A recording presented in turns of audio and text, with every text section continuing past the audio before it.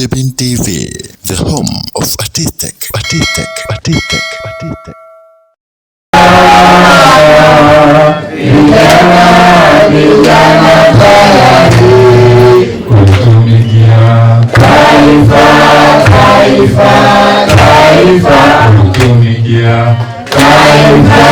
Taifa Tanzania. Awili. Tangu 94 nimeingia kwenye ulevi huu, lakini nilichokipata kama mnavyoona hapo, kwanza ulemavu wa mkono, mguu, kwa sababu ya madawa ya kulevya. Lakini kama ningekuwa situmii madawa ya kulevya, mpaka leo mguu wangu ningekuwa nao. Ikumbukwa kuwa Juni 26 mwaka 2021, mkurugenzi mtendaji wa ofisi ya Umoja Mataifa inayohusika na madawa na uhalifu UNODC Ghada Wali alitoa ripoti inaonyesha idadi ya watu wanaotumia mihadarati duniani imeongezeka, na kwamba kwa mwaka 2020 pekee duniani kote watu milioni 275 walitumia mihadarati, ikiwa ni ongezeko la asilimia 22. Kutokana na kwamba sisi tulikuwa na watu tuliotengwa na jamii. Ndugu mgeni rasmi, huu mradi wa Methadone kwa kweli umetusaidia kwa kiasi kikubwa sana, kiasi kwamba mpaka sasa hivi na sisi tunaonekana ni watu mbele za watu hata tukipita. Umetujenga kiimani, kiakili.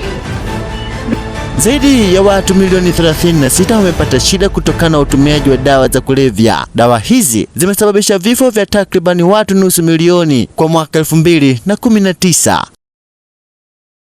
Taarifa ya dawa za kulevya duniani kote kwa mwaka 2021 inaonyesha kuwa kilimo cha mimea jamii ya afyuni imeongezeka kwa mwaka 2020 hadi kufikia hekta 295,000, ikiwa ni ongezeko la asilimia 24 ikilinganishwa na mwaka 2019. Hali hii ilichangia kushamiri kwa kilimo cha mimea hiyo nchini Afghanistan, ambayo iliongeza uzalishaji duniani kwa asilimia 85.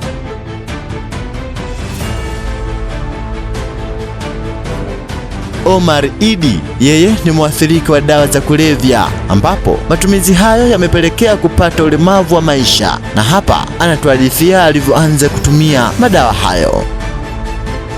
Kwa jina naitwa Omar Idi Bezi.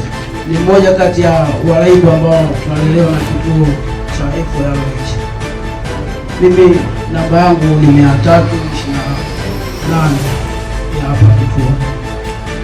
Hivyo basi nilikuwa naomba kuwafahamisha kuhusiana na jinsi kuingia kwenye madawa ya kulevya. Nakumbuka tangu 2004, tangu 94 nimeingia kwenye ulevi, lakini nilichokipata kama mnavyoona hapo, kwanza ulemavu wa mkono, mguu, sababu ya madawa ya kulevya. Lakini kama ningekuwa situmii madawa ya kulevya, mpaka leo mguu wangu ningekuwa nao. Isitoshe, utafuta ulevi huu unakufanya utafute hela kwa kasi sana, ndio njia ambazo sio za na mpaka leo naona kama nilivyo.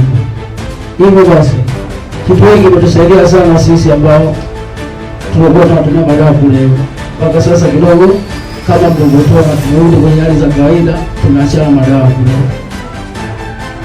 Hivyo basi ndugu, naomba viongozi mliokuwa hapa mtutazame sisi ambao tumetoka kwenye madawa ya kulevya mpaka sasa tuna kazi, tuna shughuli zote.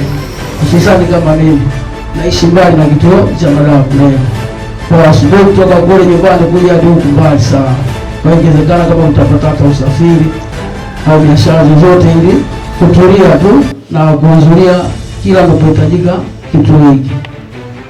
Hivyo basi nilikuwa naomba kwa machache ndio hayo, na nilikuwa naomba mtu angalie kwa macho mawili sisi watumia madawa ya kulevya kitu hiki.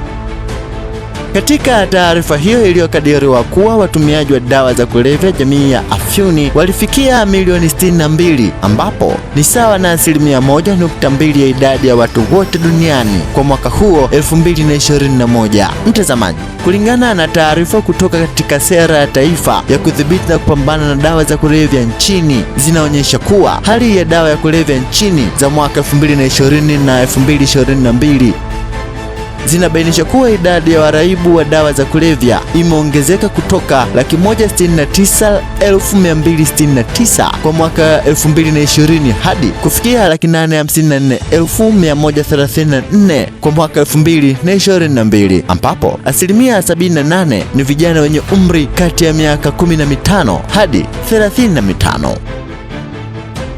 Katika ushirikiano wetu kama wadau wa saikolojia na unasii, tumeweza kubaini baadhi ya changamoto ambazo huwapelekea vijana kuingia katika uraibu.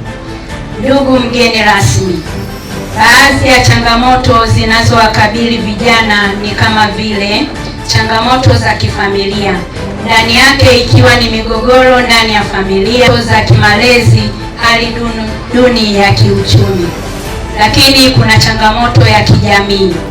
Ndani ya changamoto ya kijamii kuna makundi rika, jamii kushindwa kutambua umuhimu wa kuwalinda vijana dhidi ya vitendo viovu. Changamoto za kiuchumi, ukosefu wa ajira na kukosa elimu juu ya usimamizi wa pesa. Magonjwa ya afya ya akili kama vile sonona, msongo wa mawazo, wasiwasi na hofu. Lakini pia sababu nyingine ni pamoja na vijana kukosa njia au namna sahihi ya kuweza kudhibiti au kuendana na miemko. Na huyu ni mwanamke ambaye hakupenda jina lake lifahamike. Yeye anapeleka maombi yake kwa viongozi wa mkoa wa Morogoro kuwasaidia waraibu hao ili kuweza kujimudu na maisha yao ya kila siku. Na kwa niaba ya wenzangu, tulikuwa tunaomba muweze kutuwezesha, kwa sababu kijana anapotoka kutumia tiba ya methadone pasipokuwa na shughuli yoyote ya kufanya, inakuwa na uzito kidogo, umpelekea mtu kurudi tena kwenye vijiwe na kukaa, kwa sababu anakosa shughuli ya kufanya. Hivyo ni rahisi sana kurudi pale alipotokea. Kwa hiyo mimi kama binti, kama mwakilishi wa methadone wenzangu, nilikuwa naomba mtupatie vitu vya kufanya.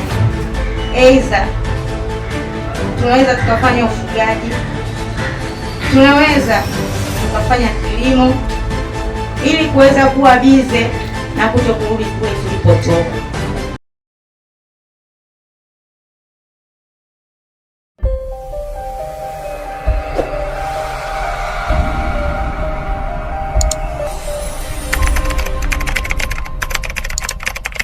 Roger Ben TV, the home of artistic.